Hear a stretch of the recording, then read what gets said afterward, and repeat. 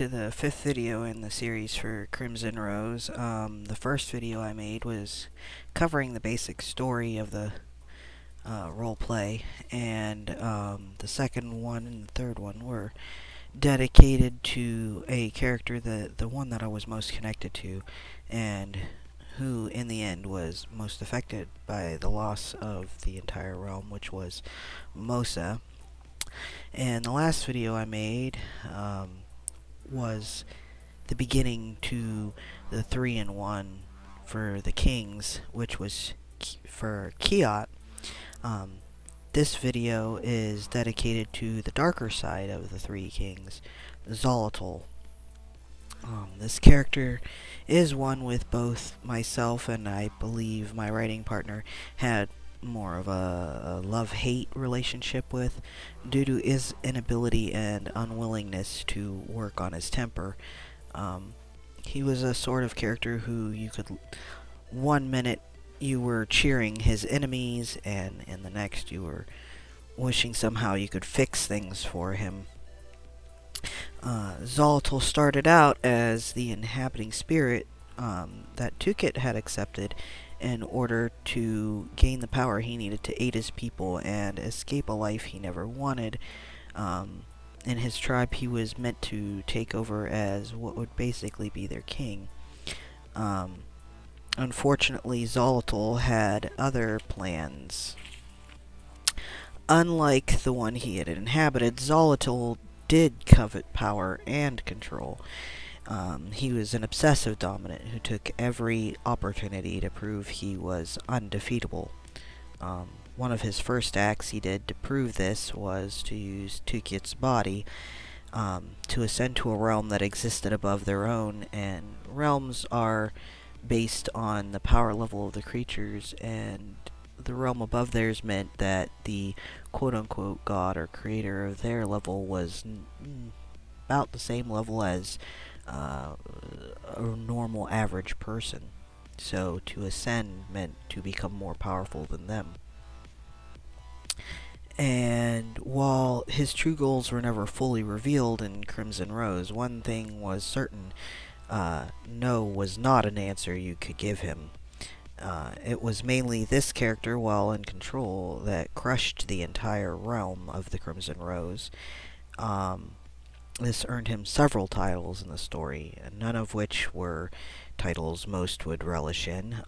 He earned the Conqueror, the Mad King, the Destroyer, and he would eventually become the Lord of the Underworld. And by the end of the story, he would also be known as the Primordial of Storms. Of course, before he did, he had to reside and work from inside of Kiot's mind, which had a revealed effect on his own psyche later on. Where most players I have known might assume that after battling for control for so long, a freed personality, given its own body, might be pleased with the outcome, and by it become more stable. My partner used it to point out other key things that could occur. Tukit and Xolotl were used to always having someone else with them. After all, they were together for well over 100 years before the story started. Always having another voice to either help you or work against you means that the sudden silence of just your own thoughts could become exceptionally jarring. As mentioned before, Xolotl was also an obsessive creature by nature, and as such, he was also very possessive. The moment he was separated from Tukit, he lost his home, his crown, his family, his queen, and the one person who he knew more intimately than anyone else. He lost Kiot. He was also given no real time to adjust either. Immediately, Tukit and his kingdom declared war and exiled Xolotl to the Underworld. Malreth, who was the most powerful wizard, sorcerer, magic user, whatever you want to prefer, helped to see this happen by taking him down into the Underworld using his tower, which Xolotl had taken over. At first, Xolotl had no one with him in the Underworld except for Malreth and a spy from the Royal Guard by the name of Savin, whom nobody really liked. It did not take him long to find and build his numbers up, however, and to begin his assault on those he had felt had stolen everything from him. Even if a large amount of what they had been stolen by him to begin with. Initially, all were unaware of the fact that Tukit actually did mourn the loss, even if he also knew it had caused him and his loved ones so much damage.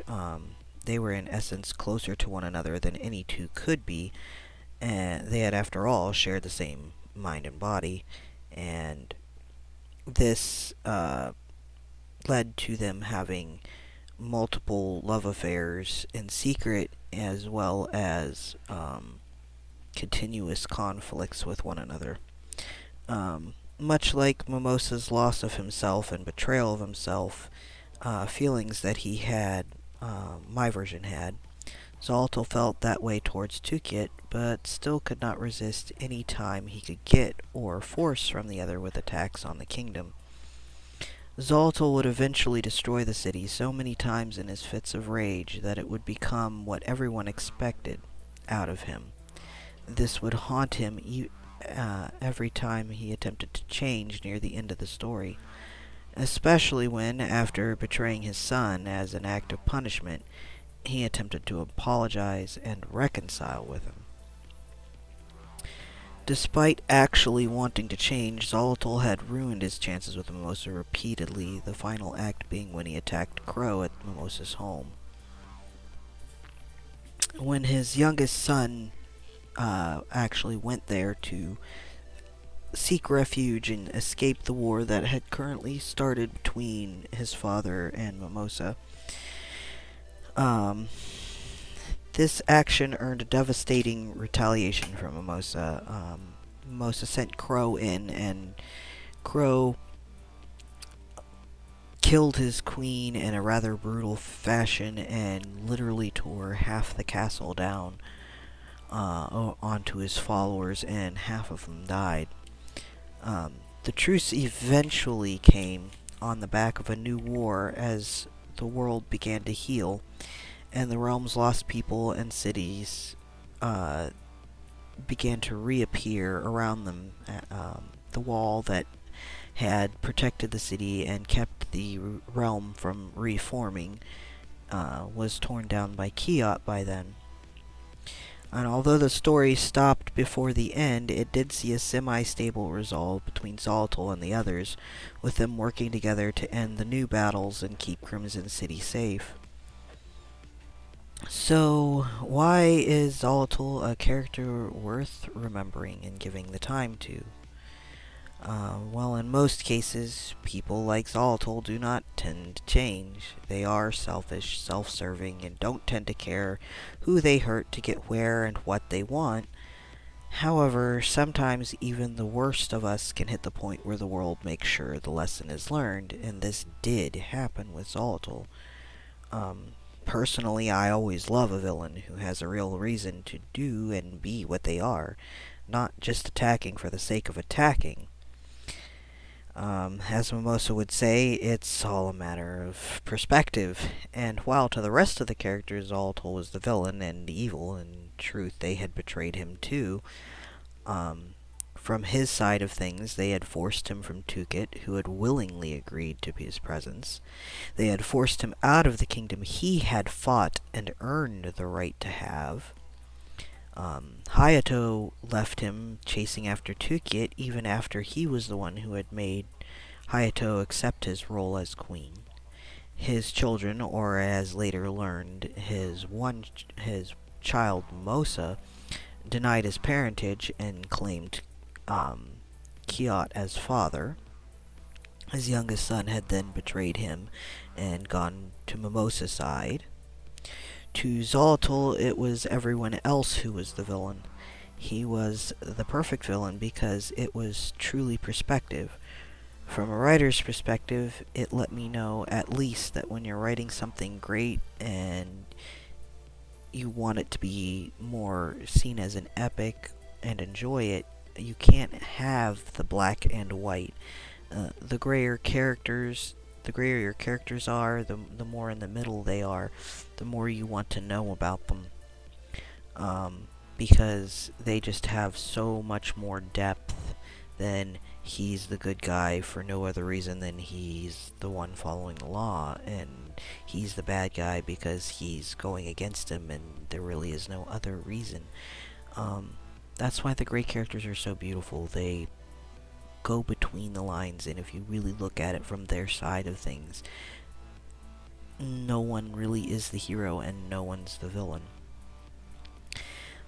Thank you for watching. Please like the video if you enjoyed it, and if you want to hear more of the story, I'm going to have 2 kits up soon.